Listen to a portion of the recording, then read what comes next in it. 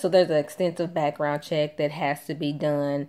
Also, they have to do an audit of your finances. And to me, pretty much, it's like an extensive credit check or whatnot.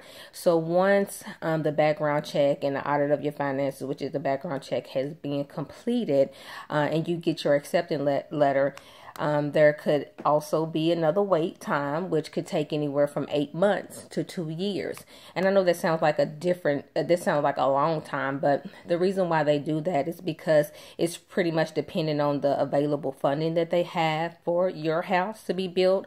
They also have a construction schedule because there's so many people that are actually getting Habitat houses built. They have to have the manpower and the volunteers to be able to build your house.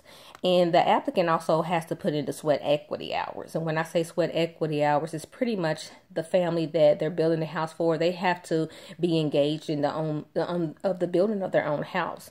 So depending on the household size, they would have to have at least the minimum 300 to 450 hours of sweat equity hours on their own house. And I'm not saying that they have to do that all themselves. They can also have family and friends, or even, volunteers to come in to help work and put in hours to go towards their sweat equity hours. So once all of that is accomplished and their house is built, then you have the dedication ceremony. So I have had the honor of actually being able to volunteer for the last 2 years with Habitat of Humanity through my job. My job has sponsored a couple of houses or whatnot, so I've had the pleasure of being able to go over there and actually volunteer. So when we come in the morning, we start in the morning, we spend at least about 5 or 6 hours there. So when we come in the morning, we do prayer first. And when I first experienced that, I was kind of like, wow, this is really nice, because so many people, so quick to hurry up and get things done and whatnot, they don't really take the time to pray. Not saying everybody, but when you think about prayer in school and prayer in the workplace and things, sometimes that's non-existent. So to have that out there actually on the site at Habitat for Humanity was big for me, and I truly enjoyed it. So after we prayed, we actually went over safety tips and things of that stuff, the safety rules, and they gave us our safety equipment and things of that sort.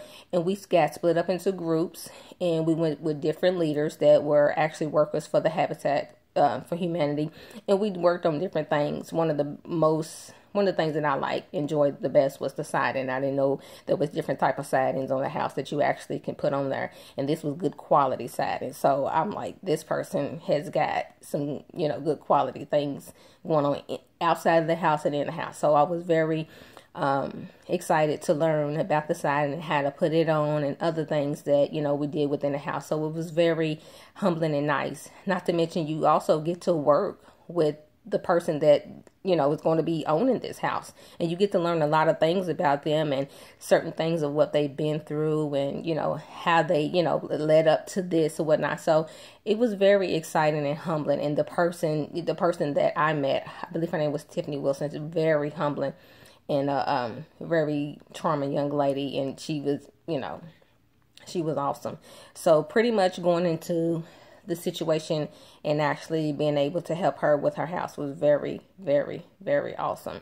So when we did the dedication of the house, of course, she had her family, her friends, and she had a family and friends, and it was just a nice experience.